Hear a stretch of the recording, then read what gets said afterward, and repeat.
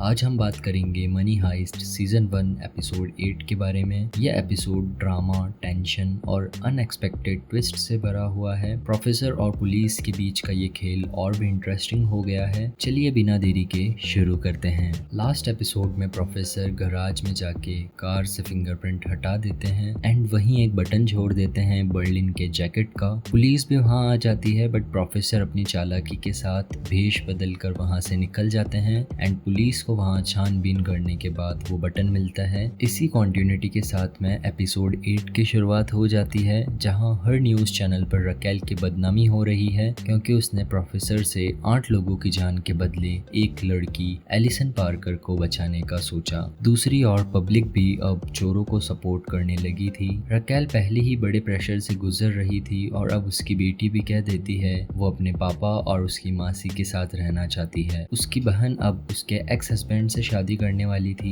Raquel अपनी बेटी को समझाती है कि वो उसका अच्छे से ध्यान नहीं रखेंगे। सीन पास्ट में शिफ्ट होता है जहां टोक्यो क्यूरियस है पुलिस अंदर क्यों नहीं आएगी। प्रोफेसर समझाते हैं कि कुछ समय पहले स्पेन में एक स्टूडेंट के ग्रुप ने एक जगह कब्जा कर लिया था। स्पेन के लोगों ने उन स्टूडेंट ग्रुप का साथ दिया था। पुलिस के लिए सबसे ज्यादा जरूरी काम है सभी होस्टेजेस की जान बचाना। हमारे साथ भी बच्चों का ग्रुप होने के कारण पुलिस अंदर नहीं आएगी। वहीं रियो प्रोफेसर से पूछता है हम वहां से कैसे निकलेंगे। प्रोफेसर मुस्कुराते हुए बताते हैं एक सुरंग से। सब लोग हैरान होते हैं, सोचते हैं सुरंग खोदते वक्त पुलिस हमें पकड़ लेगी, पर प्रोफेसर शांति से समझाते हैं हम अंदर जाने के कुछ समय बाद कुछ होस्टेजेस से एक सुरंग खुदवाएंगे जिसे पुलिस डिटेक्ट कर लेगी। पुलिस सोचेगी कि हम वहां से निकलेंगे पर हम दूसरी सुरंग से निकलेंगे जो मैंने 5 साल पहले बनवाई थी। वो सुरंग हमें एक गोडाउन में ले आएगी एंड ये प्लान सुन के टीम के सभी मेंबर्स खुश होते हैं। पुलिस फॉरेंसिक लेबोरेटरी में कार भेजती है जांच के लिए। उन्हें पता चलता है कार से फिंगरप्रिंट मिटाए गए थे।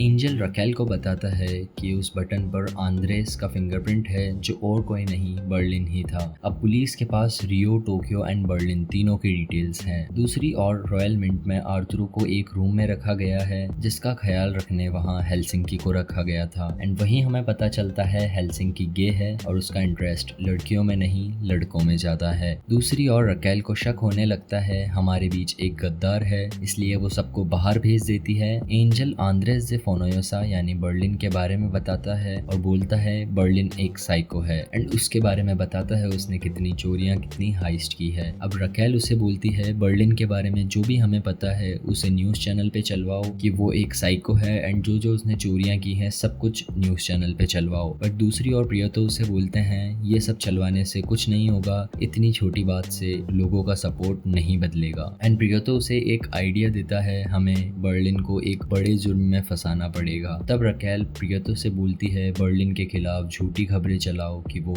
लड़कियों की तस्करी करता है। दूसरी ओर रॉयल मिंट में बर्लिन सब लोगों को बता देता है कि एक होस्टेज ने मोबाइल चुराया है और पुलिस से कांटेक्ट करने का ट्राई किया था। उस होस्टेज मोनिका गस्तम्बीदे को उन लोगों ने मरवा दिया है। ये सुन के सभी लोग उन लोगों से और भी ज्यादा डरने लगते हैं। पुलिस टेंट में एक ऑफिसर आके रकेल को बताता है उन्होंने उस गैराज के सिक्योरिटी गार्ड से पूछताछ की और उसने बताया कि उन पुलिस के आने के पहले एक आदमी वहां आया था एंड उसने उसी कार के बारे में पूछा था। रकेल उस सिक्योरिटी गार्ड को पुलिस टेंट में लाने बोलती है। एंजल के चश्मे में लगे ट्रांसमीटर से प्रोफेसर ये सब बात सुन लेते हैं और उस सिक्योरिटी गार्ड की प्रोफाइल चेक करने लगते हैं, उसके एंड उसकी फैमिली के बारे में सोशल मीडिया पर पता करने लगते हैं क्योंकि ये डिटेल प्रोफेसर को आगे हेल्प कर सकती थी। प्रोफेसर की पहचान गुमनाम थी और वो नहीं चाहते थे कि पुलिस को उनके बारे में पता चले। रकेल बर्लिन के जेल के एक साथी को पुलिस टेंट में बुलाती है और उससे पूछताछ करती है।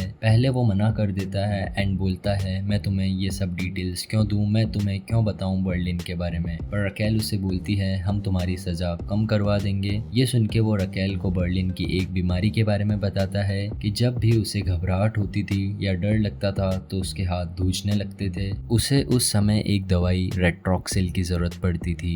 रकेल एंजल को रेट्रोक्सिल के बारे में पता करने बोलती है कहाँ कहाँ मिलती है वो, इसके कंज्यूमर कौन कौन है। अगर वो इसे डेली लेता था तो उसने हाइस्ट पे जाने के पहले बहुत बड़ा स्टॉक लिया होगा एक साथ, ये सब पता लगाओ। एंड दूसरी ओर रकेल एंजल को बोलती है ये सब अकेले जाके पता लगाना क्योंकि हम किसी पे भी भरोसा नहीं कर सकते। एक तरफ वो security guard police tent present में आता है और प्रोफेसर का स्केच बनवाने में पुलिस की मदद करता है। प्रोफेसर उस सिक्योरिटी गार्ड के बारे में पता करके बाहर निकलते हैं। दूसरी ओर नायरोबी बर्लिन के ऑफिस में आती है एंड उसे बताती है तुम न्यूज में दिख रहे हो। बर्लिन जब न्यूज देखेगा और उसे पता लगेगा कि उसके बारे में झूठी खबरें फैलाई जा रही है तो उसका क्या रिएक्शन होगा और अब प्रोफेसर कहाँ जाएंगे और कैसे अपनी पहचान छुपाएंगे जब पुलिस उनके करीब आ रही है। एपिसोड यहीं खत्म होता है। अगले एपिसोड में और भी ट्विस्ट और टर्न्स होने वाले हैं। ये देखना इंटरेस्टिंग होगा कि किस तरह अब प्रोफेसर अपनी पहचान छुपाएंगे एंड बर्लिन का क्या रिएक्शन होगा उसके बारे में फैलाई जाने वाली झूठी खबरों को देखने के बाद। तो दोस्तों ये था मनी हाइस्ट सीजन 1 एपिसोड 8 का डिटेल्ड ब्रेकडाउन। आज के एपिसोड ने सस्पेंस और एक्साइटमेंट को एक नए लेवल पर ले जा दिया है। आपको एपिसोड का कौन सा पार्ट सबसे इंटरेस्टिंग लगा कमेंट सेक्शन में जरूर बताएं और अगर आपको ये वीडियो पसंद आई है तो लाइक एंड सब्सक्राइब करना ना भूलें। मिलते हैं अगले एपिसोड के एक्सप्लेनेशन के साथ, तब तक के लिए गुड बाय, टेक केयर।